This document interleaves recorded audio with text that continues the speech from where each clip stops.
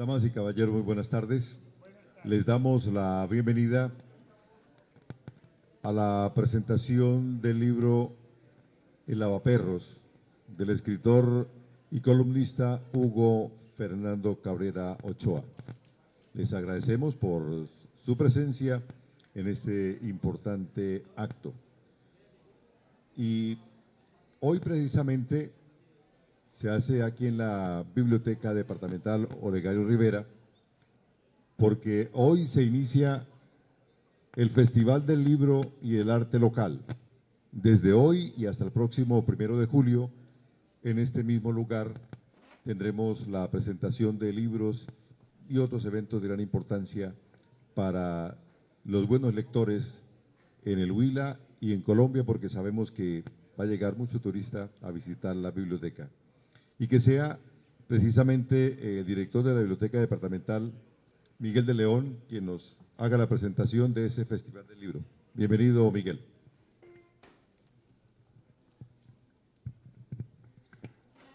Buenas noches a todos. Un saludo muy especial, señor gobernador, secretario de Cultura, familia de nuestro autor, invitados, amigos, compañeros, asistentes a esta noche. En nombre, pienso yo, del sector cultural, del sector artístico, agradecerle todo el apoyo que este gobierno ha dado a la biblioteca y sobre todo a los escritores. Y una prueba de ello es justamente lo que inauguramos esta noche, el Festival del Libro y del Arte Local, que justamente resume un poco todo lo que se ha venido haciendo con el trabajo de los escritores, de la literatura, a través del Fondo de Autores Huilense, de los concursos literarios, del apoyo permanente a las bibliotecas departamentales, a las bibliotecas municipales, las bibliotecas públicas, pero asimismo también al sector, todo el sector cultural. En este sentido queremos invitarlos a ustedes a este festival que hoy, gracias a la colaboración de nuestro autor, se hace la apertura, pero una apertura en el trabajo, en la parte académica, porque la apertura oficial está incluida en la programación del festival y se realiza el sábado 24 de junio a las 8 de la mañana. Queremos invitarlos, por ejemplo, mañana una exposición a las 5 de la tarde que la hemos llamado Los del Sur.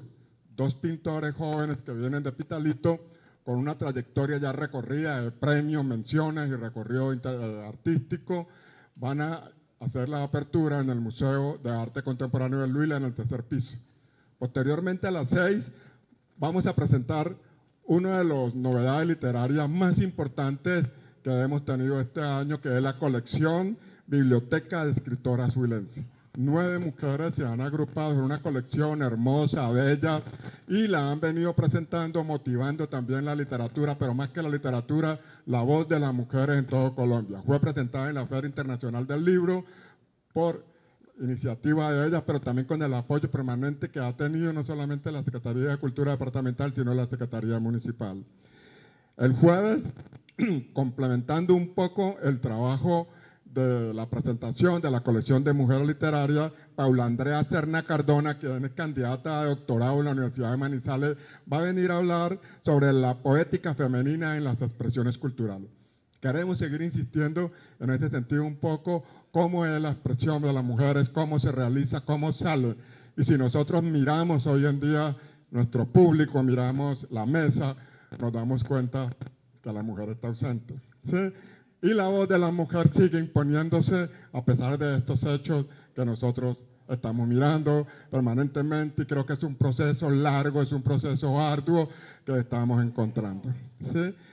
A las 6 de la tarde del jueves vamos entonces El Niño de la Cruz, quien es una novela, la primera novela que presenta el escritor Gerardo Aldana. Él está acompañándonos, Gerardo. Entonces, el jueves es el turno entonces de Gerardo. El viernes tenemos la presentación de un libro jurídico. Ustedes preguntarán por qué de pronto un libro jurídico. Falacias en procesos, El Niño de las Cruces, de Gerardo Aldana. Entonces va para el jueves a las 6 de la tarde, los invitamos a todos. El viernes a las 10 de la mañana, Falacias en proceso jurídico político en América Latina, 1991-2023, del abogado Ernesto Amezquita. Tema de mucha actualidad, de mucha importancia, que todos nosotros lo sabemos que estamos viviendo en Colombia, que ya lo vivió Brasil, que ya lo vivió Perú. Y hoy viene Ernesto a Mezquita, el viernes a las 10 de la mañana, a contarnos en dónde están las falacias de estos procesos jurídicos políticos. Y a las 5 de la tarde, una verdadera sorpresa, tenemos un marino de agua dulce, por decirlo, un marino que nació en Guadalupe y ha escrito El Marino de Guadalupe, el almirante Mardoqueo Cañón Rodríguez.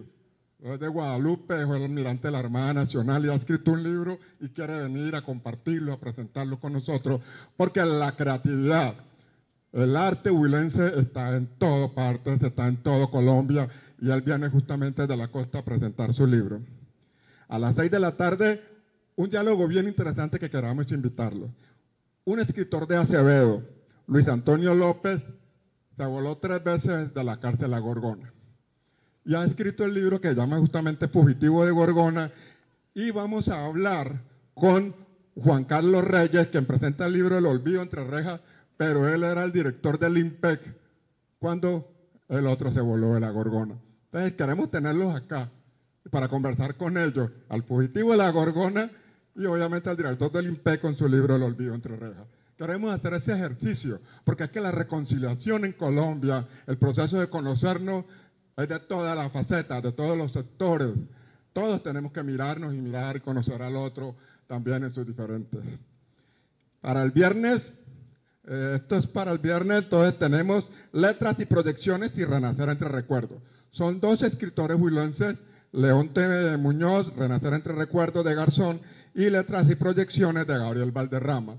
Es un libro curioso, Letras y Proyecciones, porque escribe poesía a partir de su oficio.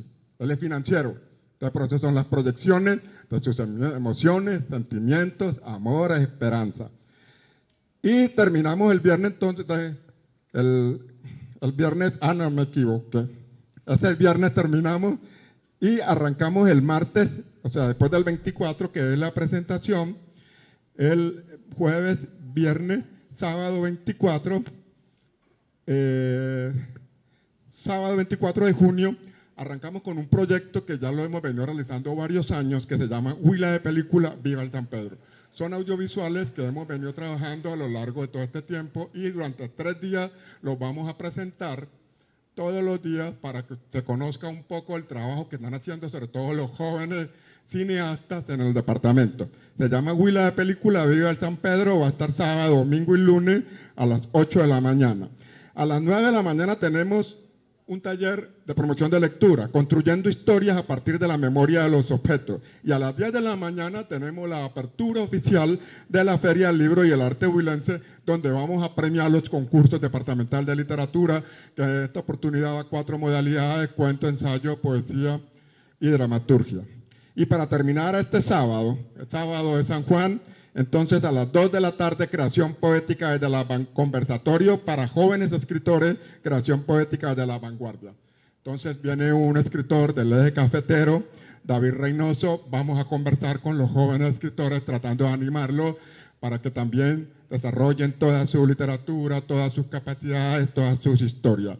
Y el domingo tenemos un taller en la sala infantil Tío Conejo de un gestor cultural que recorrió casi todo Colombia, Lucho Marioneta, un taller de plastilina, una de las habilidades de él. Entonces vamos a trabajar con los niños leyendo historias y que esas historias sean plasmadas en plastilina.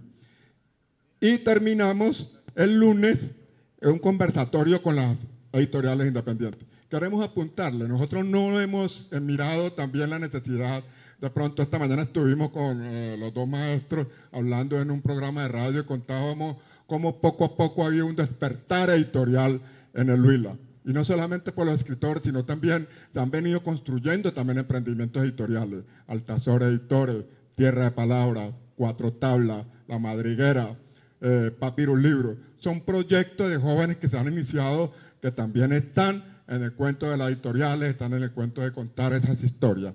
Entonces con ellos vamos a hacer un conversatorio el lunes a las 10 de la mañana y terminamos, o sea, hace una programación un poco larga, terminamos el viernes con esto, pero sí queremos con esta abreboca decirle a ustedes que gracias a la gobernación del Huila, los escritores, los pintores, tenemos este espacio que nosotros lo hemos llamado el espacio de la resistencia.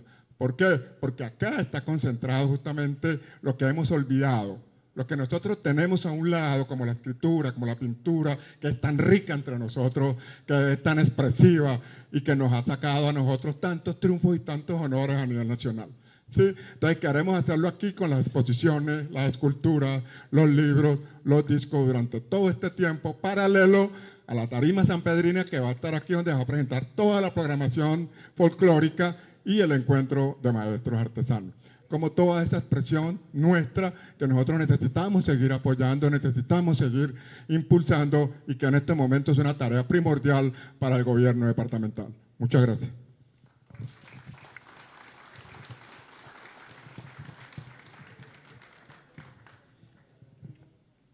Hoy contando con la presencia del señor gobernador del departamento, ingeniero Luis Enrique Duzán López, de la Secretaría de Cultura Nelcy Tobar Trujillo, de los exgobernadores Julio Enrique Ortiz y Jaime Bravo Mota, y de ustedes, el público, que con su presencia pues, nos honran en esta tarde. Iniciamos dando lectura a una dedicatoria muy especial del autor de Lavaperros. El día en que salí de casa, me despediste con llanto. Has sido tan generosa que aún con esa tristeza nunca truncaste mis pasos. Mis anhelos juveniles no olvidaron tu regazo. Siempre extrañaré tus caricias, tus besos y tus abrazos. Viví muchas aventuras en los años que pasaron. 1000 experiencias vividas endurecieron mis manos. En abrir y cerrar de ojos, las calendas avanzaron. Ahora peinamos canas y nos sentimos cansados. En una tarde tranquila, los recuerdos retomaron. Hoy quisiera regresar a esos momentos de antaño, en los que, siendo aún muy niño, me acariciaban tus manos. El autor, Hugo Fernando Cabrera, para su señora madre.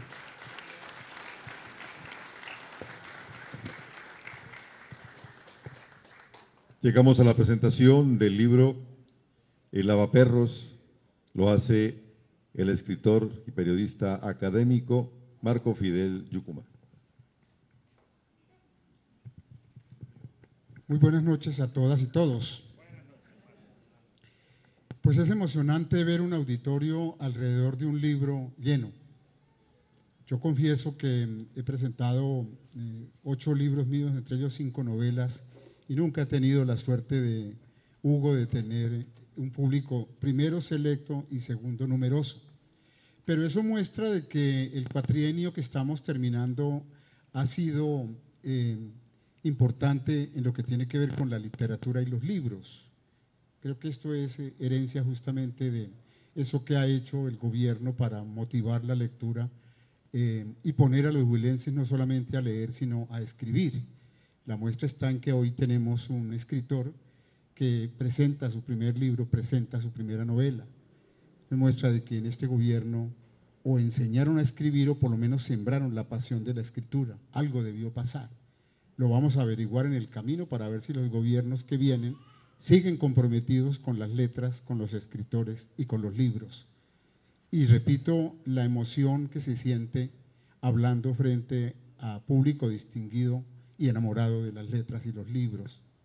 Quiero explicarles un poquito, porque leyendo la novela del doctor Hugo, encontré que se parece mucho a lo que está pasando con la historia de la literatura y nos permite este libro recordar o por lo menos mirar qué está pasando con el género más importante de la literatura en el mundo, que es la novela. Pues miren, la novela desde el siglo pasado, después de la Segunda Guerra Mundial, más o menos 1950, rompió ese convencionalismo de la literatura que habían impuesto los clásicos desde Grecia, desde Roma, desde Inglaterra, donde la novela tenía que acogerse a un riguroso esquema y a un riguroso estilo, y la temática era cerrada en la novela. Antes de la Segunda Guerra Mundial, era imposible escribir una novela que se saliera de los cánones que imponían los clásicos. Entonces había que escribir de la burguesía, del amor, de la economía. No se podía escribir de los vicios de la política, por ejemplo. Estaba vedado para los escritores salirse del esquema y del rigor de la temática. Entonces me hace recordar lo que pasó con la novela de 1950 para acá, que rompió los convencionalismos en lo temático.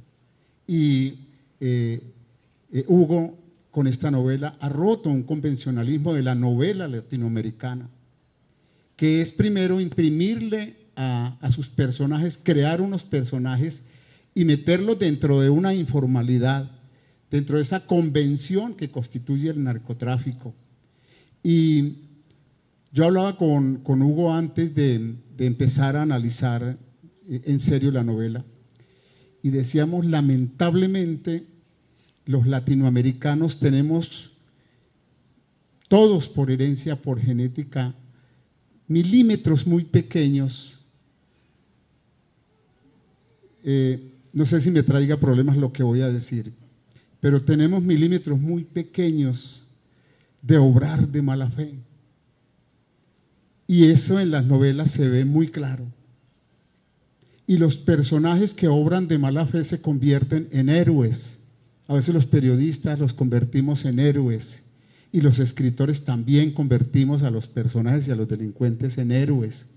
Y entonces los niños se inclinan por leer todo lo de narcotráfico porque eso es apasionante. Pero eso es lo que ha roto la novela del siglo XXI, ese convencionalismo es el que ha caído. Y la novela de Hugo muestra que ese convencionalismo se cae cuando construye personajes de carne y hueso que él tuvo la oportunidad de saludar y con los que creció allá en el municipio de Gigante. Oculta a Gigante y lo disfraza de un pueblo que se llama San Antonio. San Antonio existe en cualquier parte de Colombia.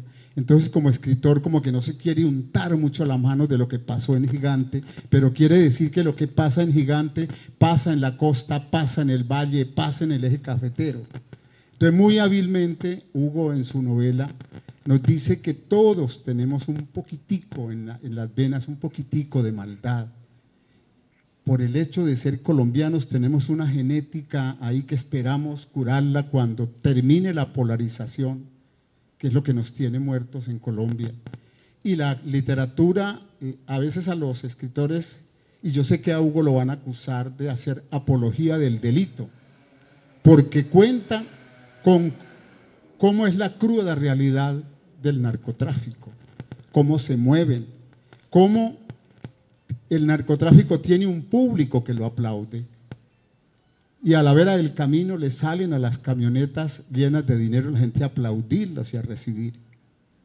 Porque eso es lo que ha constituido esa cultura del narcotráfico y demás.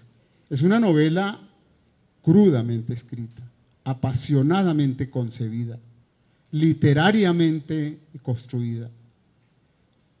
Los personajes de la novela son personajes que uno se los encuentra todos los días, cada vez. Yo cuando voy a Nátaga me encuentro personajes que llegaron, que se fueron hace 10 años y llegaron en camioneta, Hugo, como los hermanos Trujillo que llegaron a ver a saludar a su compañero con metralleta, camioneta, whisky, mujeres y demás. Yo esos con los que estudié en el colegio me los encuentro en Nátaga cuando llego, ¿no es cierto? Para no dañar la obra literaria a veces me les escondo, ¿no es cierto? Y eso es lo que muestra Hugo en esta novela que nace hoy. La novela en el siglo XXI le permite al escritor jugar un poco con la temática. Y uno encontrará novelas de erotismo, novelas políticas, novelas históricas y lo que uno quiera escribir. Por ejemplo, en Londres había una especie de comité riguroso que autorizaba o desautorizaba la circulación o la publicación de determinados libros literarios, entre ellos la novela. Y el escritor que se saliera de ese rigor quedaba descalificado, maestro Giraldo. No podía uno escribir sino lo que aconsejaba la generación. Ese convencionalismo, como les decía, se cayó después de la Segunda Guerra Mundial y después de terminada la Guerra Española de 1939 y después de la caída del generalísimo Franco en el año 1973. Los escritores españoles respiraron tranquilos, que se quitaron de encima ese yugo, y eso impactó inmediatamente la literatura mayor, que era la novela. Entonces, eso es lo que ha heredado Hugo, que es un gran lector, que consume muchos libros. Yo lo vi trabajando esta novela, nos encontramos en la universidad, como 2 veces lo vi que se iba volando, ¿no es cierto? Le dije yo, pero no tenemos clase ahora, y me decía, es que estoy preparando una novela, me volé, les dejé a los muchachos estudiando. Todo ese tipo de cosas que hace el escritor ocupado, que vive de la universidad, que vive de su trabajo, pero que le coquetea a las letras. Y coquetearle a las letras es duro porque eso es una pasión. Y yo lo veía a usted, sin importarle lo que dijera el decano, volado, porque lo estaba llamando un libro que tenía en la casa, que estaba pariendo.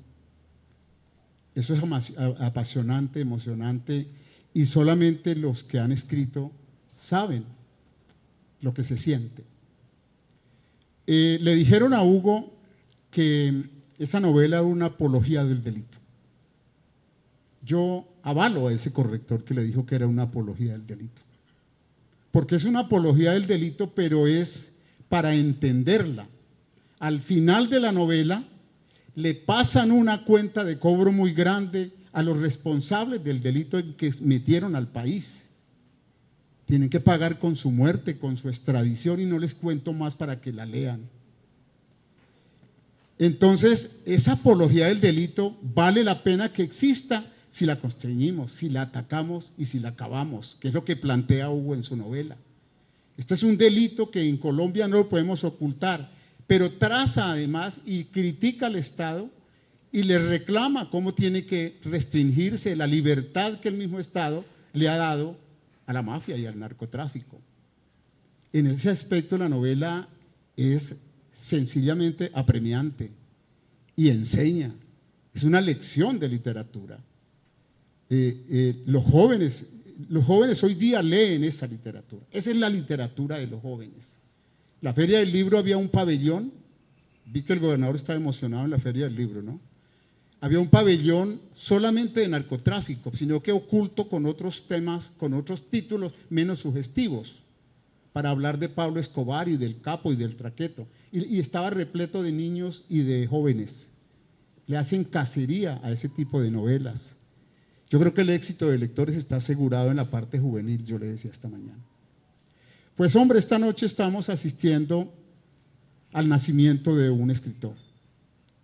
Hugo lanza su primera novela, Lavaperros, Cultura Mafiosa.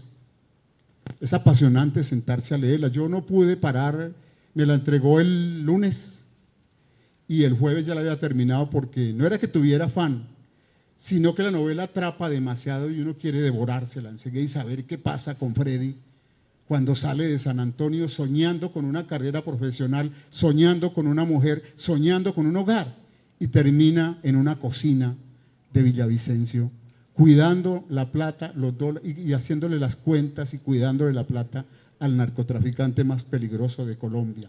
Eso es Lavaperros, y eso es lo que ha escrito Hugo. Y esa es la apología del delito, el delito que tenemos que constreñir a punta de conciencia.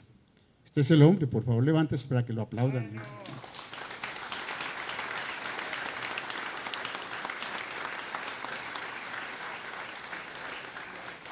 Para mí es un honor hacerle 4 preguntas al doctor Hugo, en la que no revelemos mucho detalle para que nos lean. La primera es, ¿cómo construyó más de 12 personajes, que son esos personajes que usted se inventó, pero que uno se los encuentra constantemente y a veces los mira con admiración?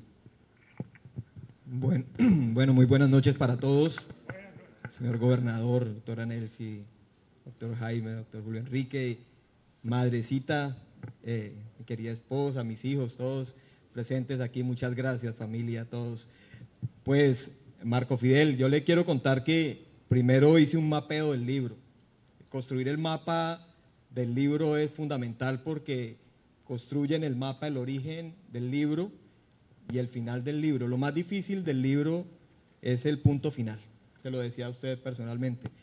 No es crear la historia, sino llegar al punto final del libro, eso es lo más complejo, porque llevar la línea cronológica todo el tiempo y no dejar que los personajes se le pierdan a uno, Martica, en la narrativa, porque uno puede que en un capítulo un personaje se pierda.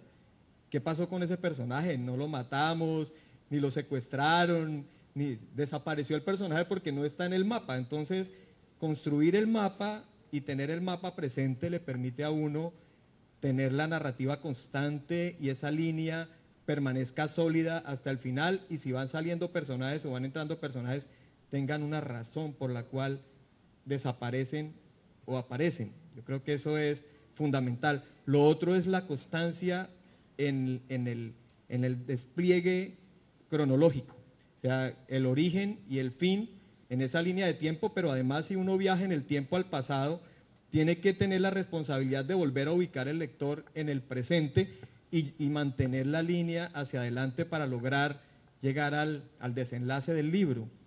Ese trabajo es interesante, pero con un buen mapa del libro uno logra ese resultado, y yo creo que hace parte de la planeación del libro.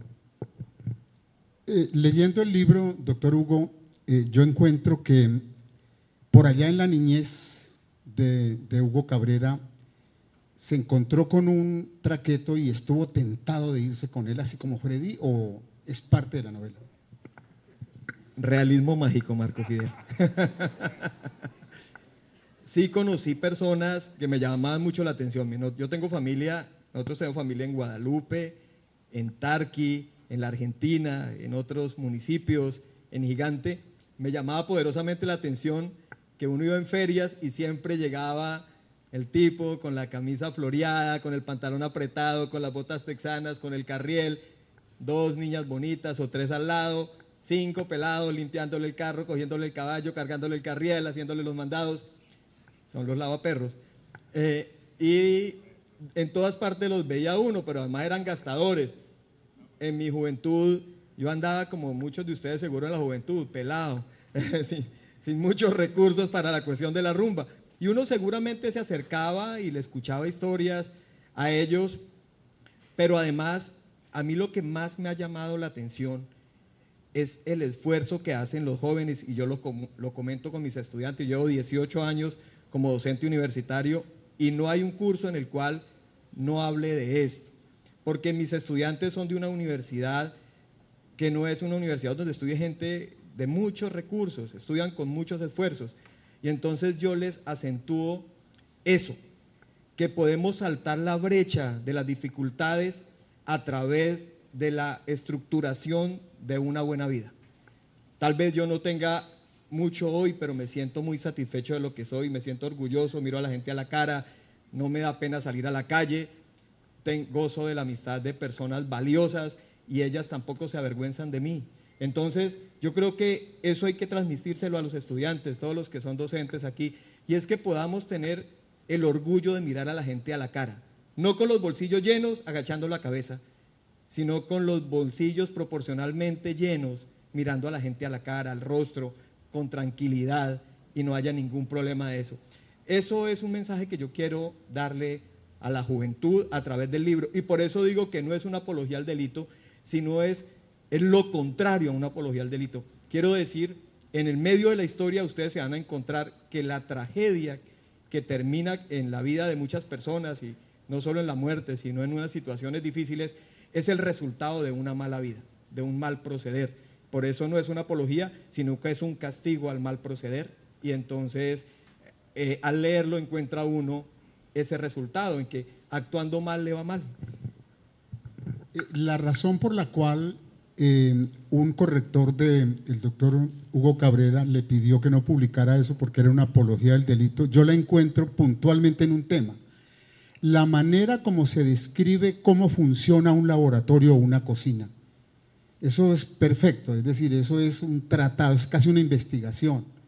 Las descripciones que usted hace, uno se siente allá en Guaviare, recorriendo el río en una lancha, en una casa construida dentro del río, llena de pasta de coca y construyendo además los términos son demasiado técnicos, da la impresión que es una investigación, parece un narcotraficante.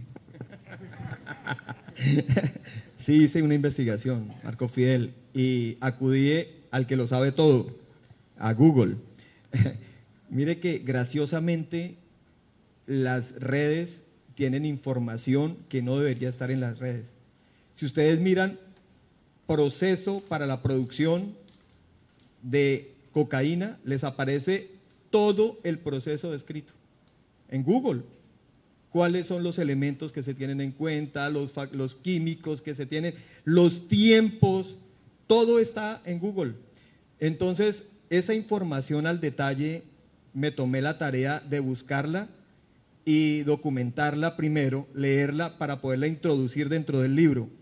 Pero absolutamente todo el proceso está allí con los nombres técnicos y con los nombres coloquiales que se conoce, todos están allí paso a paso.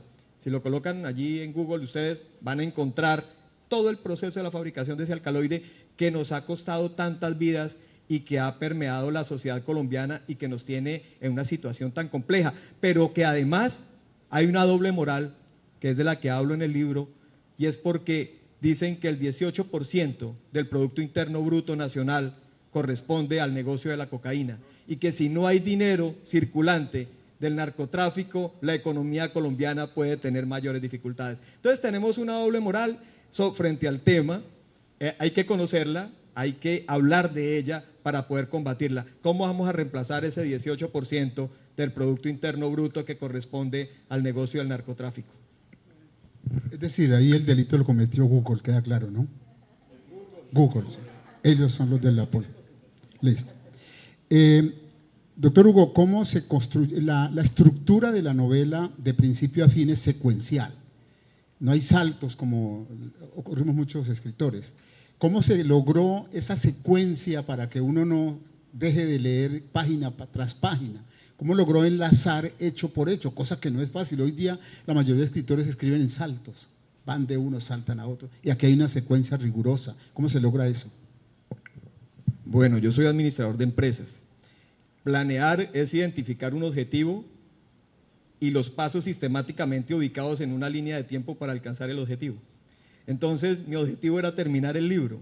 ¿Qué hice? Hice una planificación del libro, hice una línea de tiempo y cronológicamente ubiqué tanto los personajes, obviamente que iba un muchacho de 17 años creciendo, y lo puse en una línea, pero además fui cruzando variables que eran los otros personajes y los iba cruzando en los momentos en que se encontraban, y cuando se separaban las variables se abrían. Era fácil, es como muy matemático y de mucha planeación, pero eso fue lo que apliqué realmente, eso fue lo que hice. ¿Alguien del público tiene alguna pregunta para el escritor? No todos, no tanto. Ah, por favor.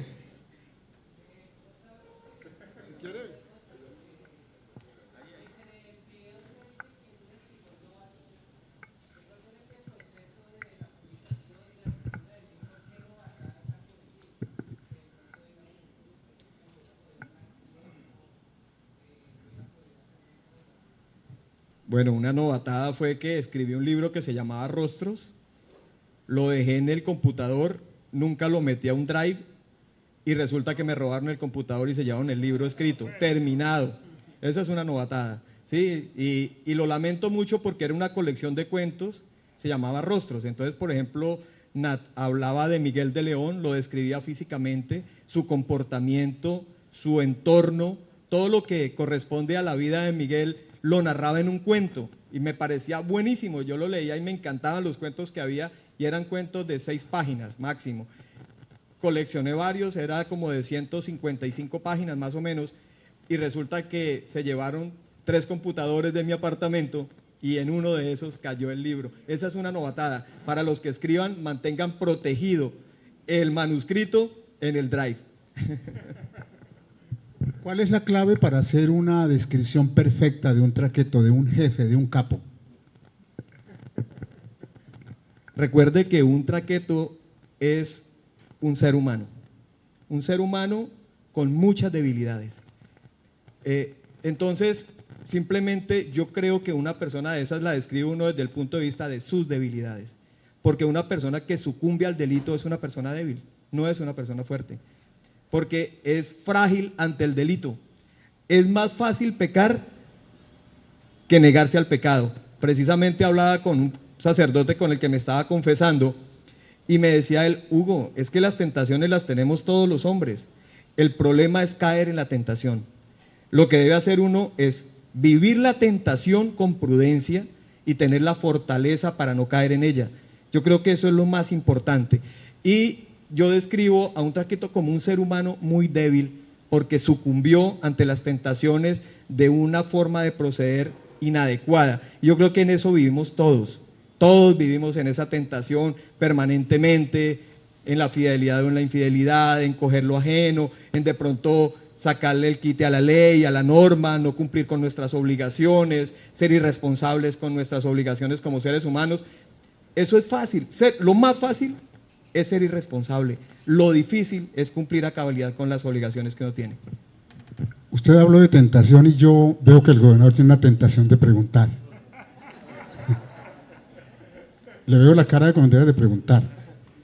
Gobernador, pregúntele a su jefe de prensa, gobernador. Estaba comentándole aquí al doctor Julio Enrique, buenas noches para todos. Que la pregunta la voy a hacer después de que lea el libro. Me reservo la pregunta. No. ¿Alguien más?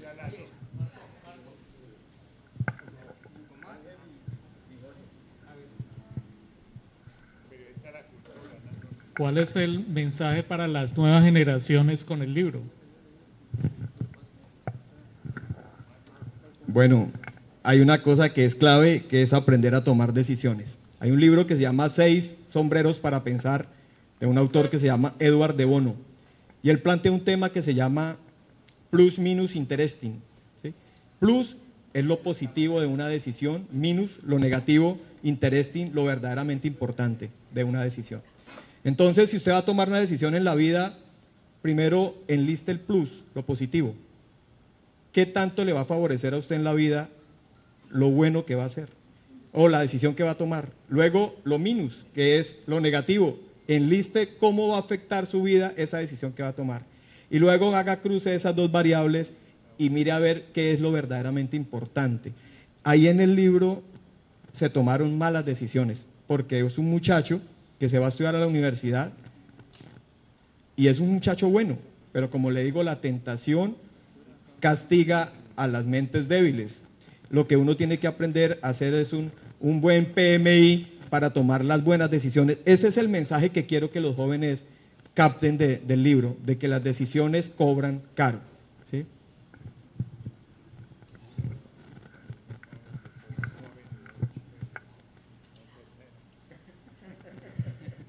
Muchas gracias, buenas noches. Doctor Hugo, la pregunta es muy parecida, pero digamos ¿cuál es la expectativa que usted tiene del impacto que pueda generar el contenido de su libro ante el lector? Primero que todo, yo quiero que lean el libro. Yo quiero que llegue a manos de muchas personas. Es mi primer libro, debe tener gazapos, algunos errores, muchos tal vez, seguramente. Es mi primer novela. ¿Qué es lo que estoy tratando de hacer con la novela que estoy escribiendo? Tratando de corregir esos errores. Yo tengo, y le decía a Marco Fidel esta mañana en una entrevista, que yo le agradecía muchísimo porque Marco Fidel es muy generoso. Como mi gran amigo Marco Fabián Herrera, que es el quien hizo el prólogo del libro. Uno acude, no es fácil que un escritor se abra a uno y le diga, venga, le enseño, o venga, le digo cómo es el cuento y qué es lo que no tiene que hacer y qué es lo que tiene que hacer, ¿verdad? Mi expectativa con el libro, el mensaje ya lo mencioné, pero no es generar unos ingresos por el libro realmente, sino que pueda ser tenido en cuenta como una pieza valiosa de biblioteca, en donde, como me dijo Marco Fidel cuando generosamente me recibió en su casa, nos tomamos un tinto muy agradable y muy bien dialogado, y sacaba esas joyas de la biblioteca y me decía, vea, les recomiendo este libro, y me describía el libro. Yo quiero que alguien algún día coja la biblioteca, jale el libro y diga, vea, les recomiendo este libro, es un gran libro. ¿Sí? A ver, Lalo. Para felicitar al doctor Hugo, de pronto, ¿qué libro se ha fundamentado? Si es de la mafia siciliana o de pronto Arthur Miller, el norteamericano, o de pronto Gustavo Bolívar, porque ha tenido mucho acogida las obras de Gustavo Bolívar, o de pronto este Vallejo, el antioqueño que vivió mucho en México, que habla de todo el mundo, ¿no? Pues le cuento que yo soy enemigo de Sin tetas no hay paraíso y todo ese tipo de obras. Cuando yo escribí este libro, quería hacer lo contrario a todos esos libros que escribió Gustavo Bolívar. Me parecen nefastos. Esa sí es una apología al delito, porque ahí al narcotraficante sí se le ve como un héroe. Como mejor dicho, el patrón del mal, o toda esa vaina, todo el mundo dice, uy, ese tipo en esos carros, con esas casas. Yo trato de manejar una línea narrativa trágica donde la consecuencia de eso, la consecuencia de ese comportamiento es nefasta. Y nosotros somos los papás de los pollitos, o sea, la mafia siciliana son unos niños de kinder frente a unos bachilleres del narcotráfico, como somos los colombianos. Nosotros sí que les damos mal ejemplo a nivel internacional frente al tema. No me basé en nada de eso. ¿Sabe qué me basé en la historia?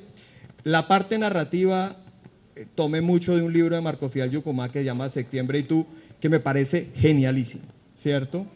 Y perdone por ejemplo, hay una parte en donde describo una ventana de la casa de Freddy en la que se perciben diferentes colores, porque las matas de la era que está al frente de la ventana cambia de colores con el año, con el paso del tiempo, porque en una temporada florecen unas matas y en otra temporada florecen otras. Y entonces ahí me aprendí mucho de un libro de mi querido amigo Marco Fidel, pero además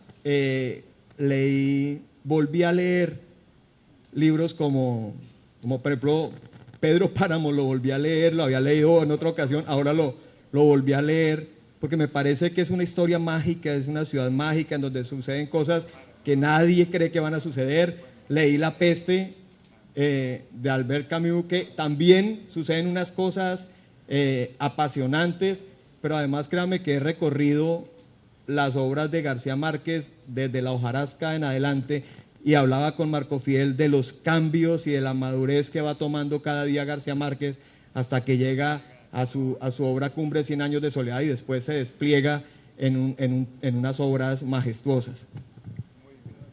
Pues el gobernador aplazó la tentación, pero el exgobernador sí no.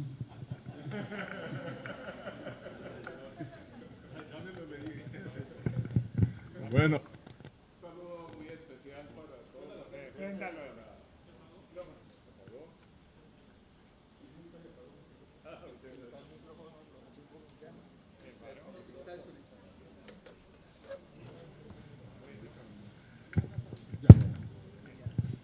Sí, quiero saludar a toda la audiencia que se ha reunido esta noche, al señor gobernador, al secretaria de Cultura, la señora madre de Hugo, que me alegra mucho verla, volverla a ver, que está muy emocionada esta noche, como estamos todos los amigos de Hugo con esta obra. Realmente nos alegra ver un despertar en el departamento del Huila, como lo han expresado, de nuevos escritores, de poetas, de músicos, de dramaturgos, de pintores que se está viviendo, de eventos que se están realizando.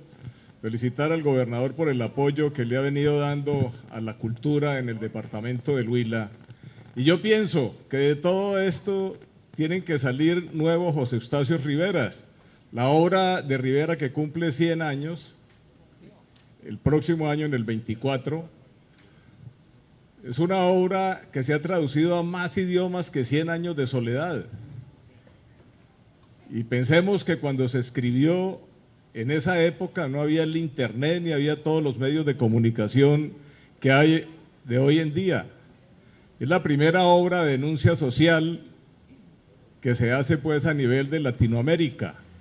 Yo estuve de embajador en Nicaragua y me emocionaba mucho. Ellos consideran que el poeta Rubén Darío es el padre del modernismo y siempre ponían a José Eustacio Rivera con José Asunción Silva como uno de los precursores del modernismo. Y aspiramos que con este despertar que se está dando todos los días de gente jóvenes, de escritores como Hugo, pronto tengamos otras novelas muy importantes que se posicionen a nivel nacional, más allá de las fronteras patrias, a nivel latinoamericano y a nivel mundial. Por eso quiero felicitar hoy a Hugo por esta obra tan importante. Yo también aspiro a leérmela muy pronto y muy rápido.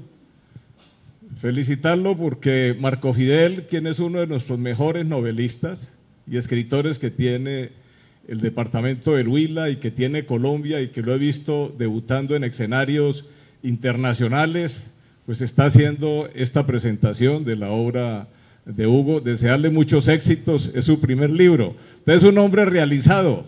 Dicen que uno tiene que tener un hijo, sembrar un árbol y escribir un libro.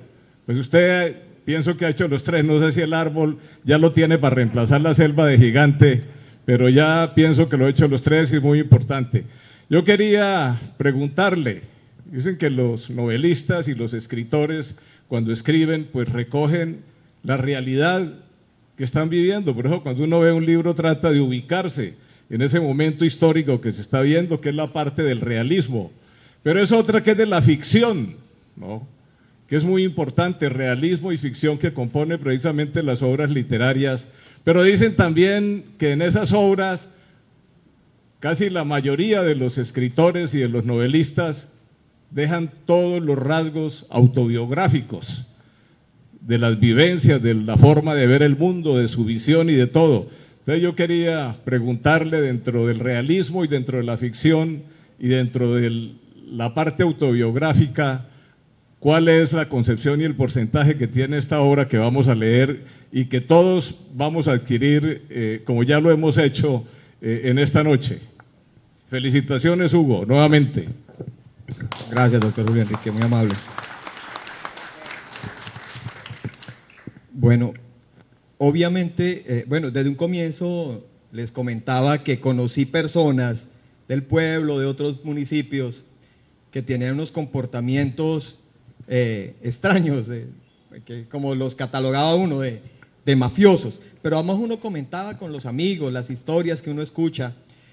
Pero a mí me parece algo importante y es cuando uno vuelve ficción la realidad para no creer en la verdad, ¿cierto? Uno a veces disfraza la verdad de ficción y es gravísimo porque entonces empieza uno a sacarle el cuerpo a la realidad. Entonces uno dice, tal cosa está pasando, no, eso es pura ficción, no, es la realidad, es la realidad. Por ejemplo, a mí me contaban cuando llegaban y compraban unas matrículas de camionetas que 5 camionetas tenían la misma placa y se pagaba por el paso de esas camionetas y la policía de carretera sabía que esas camionetas no se paraban, digamos la XTP tal, esa no se paraba y era una orden y no se paraba y las camionetas eran de libre tráfico. ¿Por qué volver ficción eso que era verdad? No es ficción, es realidad. Entonces nosotros a veces no queremos creer en la verdad y resulta que cuando uno disfraza la verdad de ficción nos seguimos equivocando. Hay que entender que la verdad a veces hay que aceptarla, no disfrazarla, para poder enfrentarla y poder cambiar la realidad. Para entender un poco a García Márquez y su realismo mágico, él lo explicó muy sencillo. En una ocasión tuve la oportunidad de estar en Chiquinquirá cubriendo el encuentro Getón Ferro de escritores y estaba García Márquez.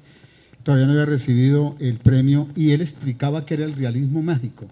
Con un ejemplo, decía, el realismo mágico es aprender a creer y a entender que en el plato Magdalena un hombre se volvió caimán.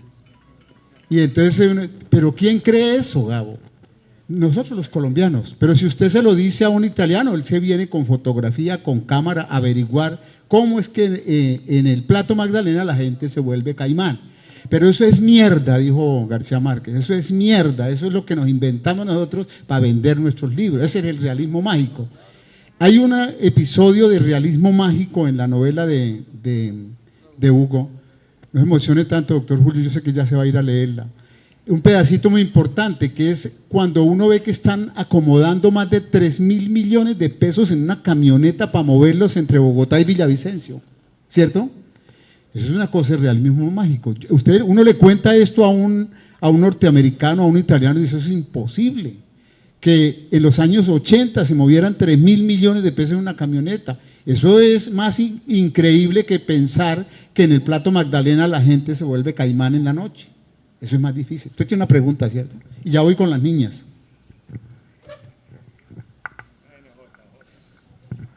Buenas noches.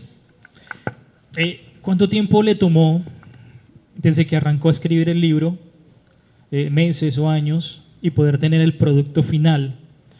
Y si el nombre de El Lavaperros es el que tenía pensado desde que arrancó con esta obra, con ese proyecto, o tuvo varias opciones. Gracias, JJ. Pues, hermano, la procrastinación es una de las causas de la frustración más grandes. O sea, si usted quiere frustrarse en la vida, procrastine y verá lo que le pasa. Yo tenía ese libro pensado con ese título, El Lavaperros, desde un comienzo, y aplacé la escritura del libro.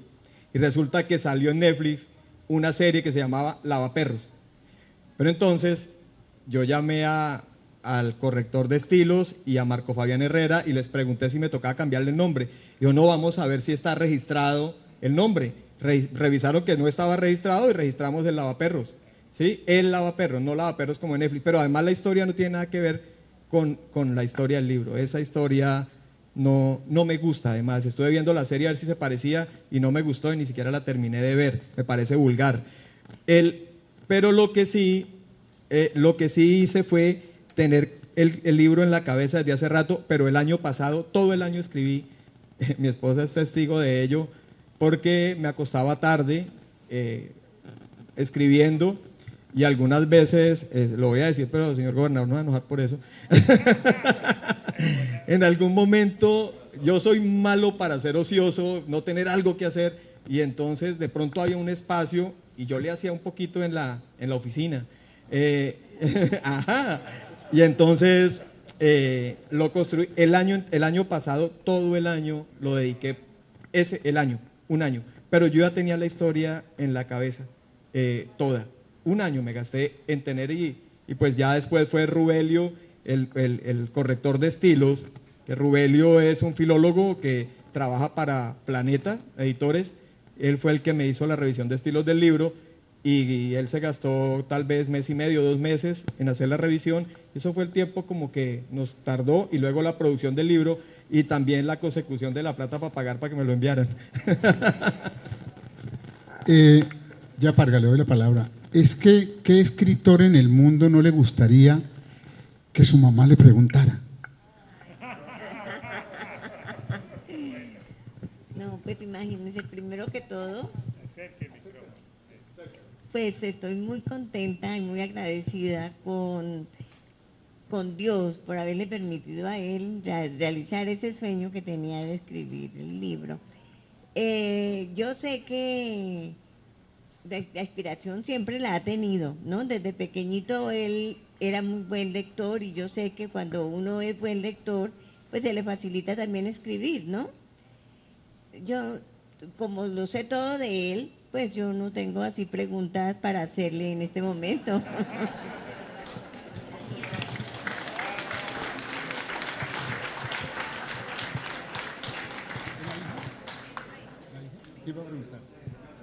Bueno, ella que acabaron de escuchar es la mamá, y aquí está la hija. Papito, ¿cuál es tu recomendación para que compremos el libro y lo leamos? Marketing. Ella es la encargada de la comercialización del libro. No, el libro, como lo dije hace ratico, hija, es un libro que vale la pena tenerlo, porque yo creo que esto no va a cambiar tan rápido la historia, y la idea es conocer las fallas para no seguir cayendo en ellas así con tanta facilidad. Ahí lo vamos a leer. En mi casa hay un régimen de lectura que se cumple o se cumple. Juanita, mi hija mayor, lee permanentemente y le entrego unos libros densos y se los devora. El último libro que leyó fue América Mestiza de William Ospina, es un librazo. Primero lo leí yo y sabía lo pesado que era y sin embargo se lo puse a leer a ella para que fuera conociendo la historia de esta América tan hermosa. Por aquí, porque ya hay molestos porque no doy la palabra. ¿Varga? Por favor. Doctor Reinal, acérquense, por favor.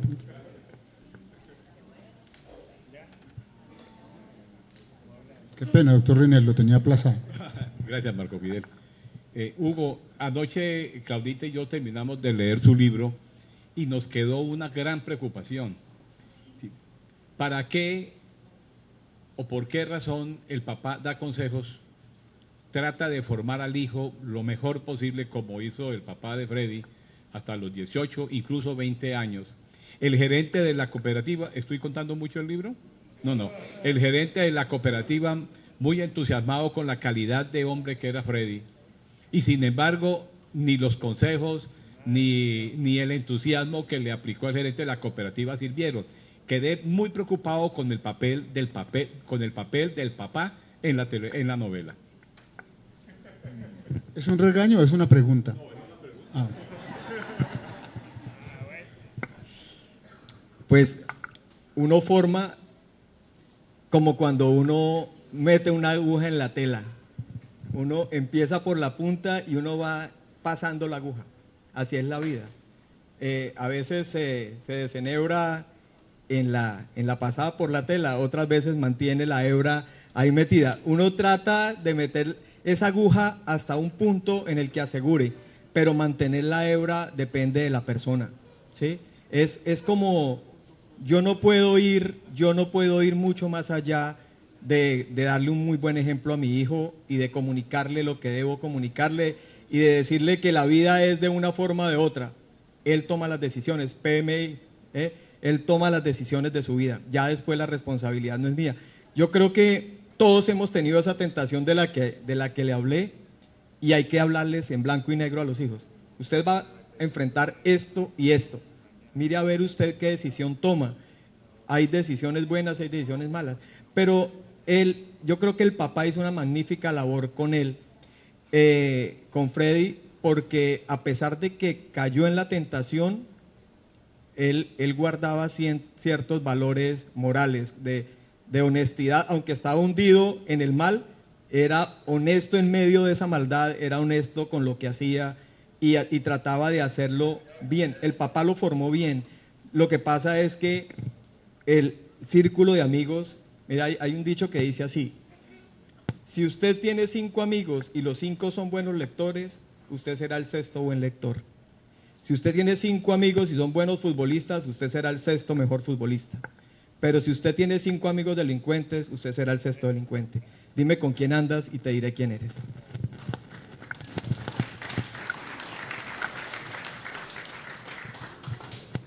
Muy buenas noches. Bueno, primero quiero felicitar a mi gran amigo Hugo Fernando. Siempre para mí ha sido una persona de admirar desde que empezó a escribir sus primeras letras en algún periódico. Y de ahí para adelante con estos sueños. En algún momento nos reunimos y hablamos de este libro, pero como en un panorama muy general. Aún no he tenido la posibilidad de leerlo, creo que lo voy a leer con mucho gusto, pero siempre me llamó la atención, o desde el momento en que hablamos del nombre, del lavaperros, me llamó la atención porque yo decía, ¿será que tiene alguna relación directamente con Hugo? Sí, suena grosero, discúlpenme, pero pues es que para mí Hugo ha sido gerente de muchas campañas políticas, de grandes personajes de acá del Huila. Y en el Huila también existe un partido político que tuvo relación directamente con el paramilitarismo y de ahí para ende el narcotráfico. ¿Existe una relación de Hugo con algún personaje, pues en este caso directamente el personaje principal, o se inspiró en algún personaje? Porque muchas veces dentro de nuestro entorno pues existen personajes que nos inspiran o que muchas veces nos bajan las ilusiones.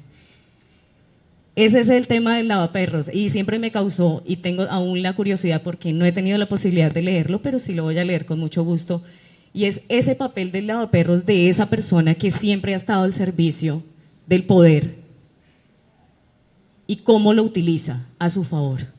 Muchas gracias y una feliz noche. Pero no nos vamos a ir todavía. Bueno,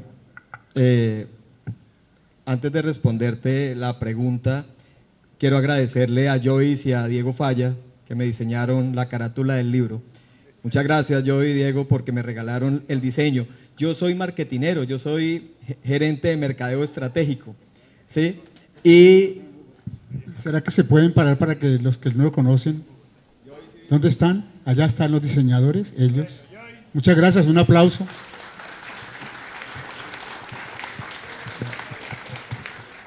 el diseño lo trabajamos con Diego Falla y con su señora, y resulta que uno vende desde el título, la carátula, es fundamental lo que dice, que tiene. Si ustedes miran, allí hay una lancha navegando sobre un río colmado de dólares y están en una mira telescópica.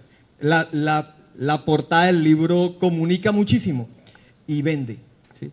La historia del libro es una historia construida para que la lean, o sea que tiene un toque de mercadeo.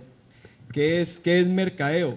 Y es identificar necesidades y deseos con tal de suplir esas necesidades y deseos, ¿cierto?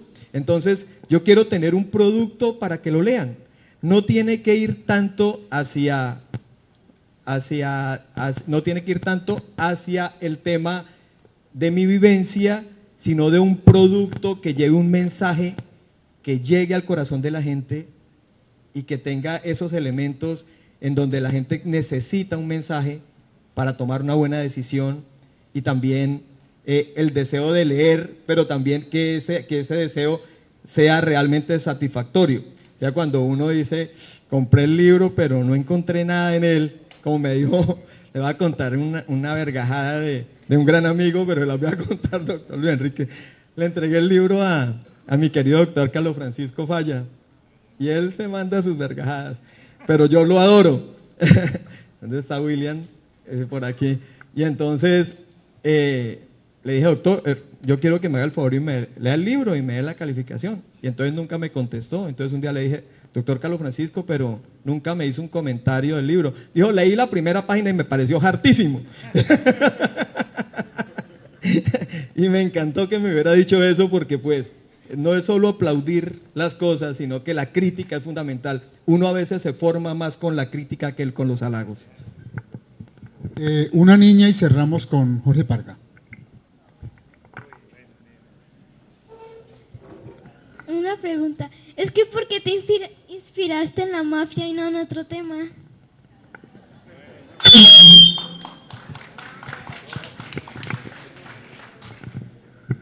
Porque es una historia. Estoy escribiendo un libro en este momento que se llama El Medium, y es sobre ocultismo y espiritismo y toda esa vaina, que me parece interesantísimo, pero mucho me parece interesante. Y ya voy como en el tercer capítulo y me he devuelto a leer lo que he escrito, y me ha gustado a mí, porque uno es un crítico muy mordaz con uno mismo, ¿no, maestro? Me ha gustado, y estoy escribiendo sobre espíritus, pero tengo en borrador un libro que se llama Guerrillero. Ese libro de Guerrillero, yo no he militado en ningún frente, pero lo escribo porque es la historia de unos muchachos muy pobres que no se les las oportunidades han sido ciegas y sordas para él.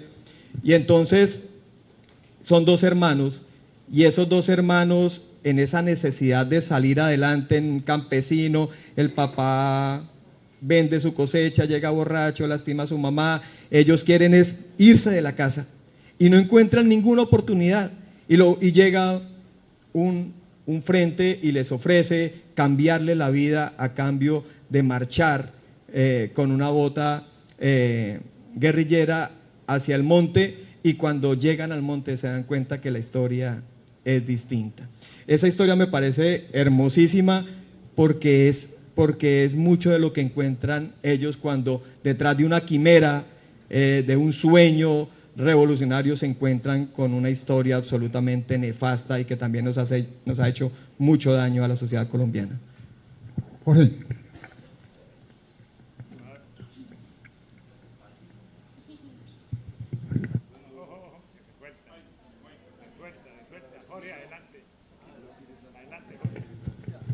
A ver, Hugo, esta mañana tuvimos oportunidad de explorar su vocación por las letras y su proyección como escritor de quilates.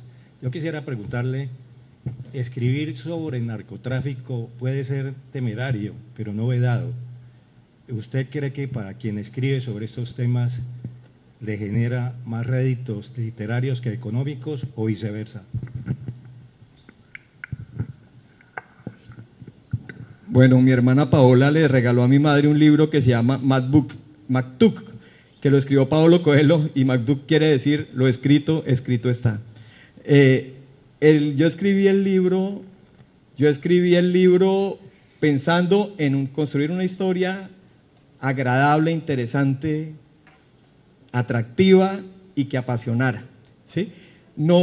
Y yo creo que como Marco Fidel tenemos un cuarto lleno de cajas de libros por vender, que no sabemos si los van a comprar o no, pero escribir el libro yo creo que jamás pensamos en que eso nos va a generar réditos económicos, sino que es un placer. La verdad es una bonita forma de perder el tiempo, escribir, pero la verdad no piensa uno en cuánto le va a representar realmente, porque uno lo hace con una pasión inusitada, o sea, una pasión indescriptible, y se enamora uno de ese tema de tal forma que cuando uno llega al punto final, uno todavía no sabe con qué va a pagar la publicación del libro. Y les voy a contar algo. Cuando yo terminé de escribir mi libro, le pedí cita al señor gobernador y le conté que había escrito un libro, y entonces me dijo, pues me parece muy bien, ¿a qué horas? Entonces le dije, gobernador, a mí me gustaría publicar mi libro. Entonces me dijo, el problema, Hugo, es que usted es funcionario de la gobernación. Yo creo que no nos queda muy bien que usted publique un libro presentándose a la convocatoria de autores huilenses, no nos quedaría muy bien. Entonces yo le dije, sí señor, tiene toda la razón, yo quería de todas maneras contarle que yo había escrito un libro, y hicimos el esfuerzo, pero mire que me pareció, eso me pareció bonito y me pareció honesto, porque otra persona me ha podido decir, métase ahí ensanduchado que eso no pasa nada. Pero ese no es el mensaje del libro. El mensaje del libro es el contrario, el que yo vivo en la gobernación. Mire, el ejemplo que... Lo salvó el gobernador de ser un lavaperros. Exactamente. Y yo este mensaje, y voy a halagar al gobernador, y por eso lo defiendo en mis columnas de opinión como lo defiendo. Porque vivo a diario una experiencia de trabajo serio, honesto y transparente.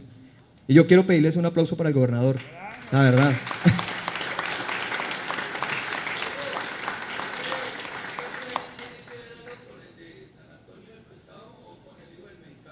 Con ninguno de esos.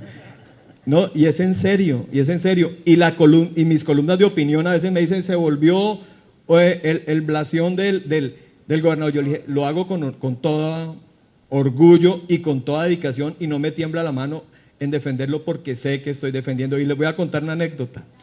Las personas que más sufren con mis columnas son mi madre y mis hermanas, porque antes cuando no tenía tantas como responsabilidades, yo escribía columnas y me llamaba mi hermana después de que las había publicado y me decía, ay, ¿usted para qué escribió eso? Ya estaba escrito, lo escrito estaba, pero en las columnas consigue uno amigos también y consigue uno devotos enemigos.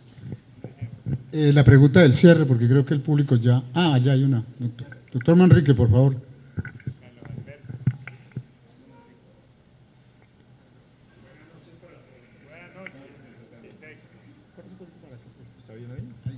Bueno, gracias Marco Fidel. Bueno, un cordial saludo para todos, todas. Realmente este es un espacio absolutamente extraordinario, Hugo. Y a ustedes los conozco hace muchos años como paisanos.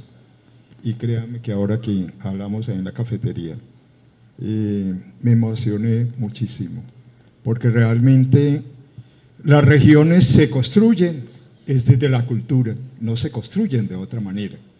Y aquí tenemos unos horrores, señor gobernador, que no son solamente limitados aquí, a esta región, son a toda Colombia, doctor Julio Enrique, con quien fue mi jefe hace muchísimos años. ¿Y qué hay en eso? Como representante de la Sociedad Colombiana de Arquitectos, ante el Consejo Departamental de Cultura, al cual estoy adscrito, uno ve que realmente es mucho el campo, el ámbito que debe generar la cultura. Doctor Jaime Bravo, nos conocimos hace varios años y admiro profundamente la labor de la Secretaría de Cultura del departamento, y su labor es extraordinaria, es silenciosa, pero es sumamente buena. Mi aporte realmente para este momento, Hugo, es el cariño y el afecto que he sentido por ustedes como familia desde hace muchísimos años, desde hace tantos años, y para mí, créame que es un orgullo saber que hay personas, en su caso, Hugo, que luchan denodadamente porque la cultura surja y resurja, porque es ahí donde está la base fundamental para el progreso de los pueblos. No hay otra alternativa.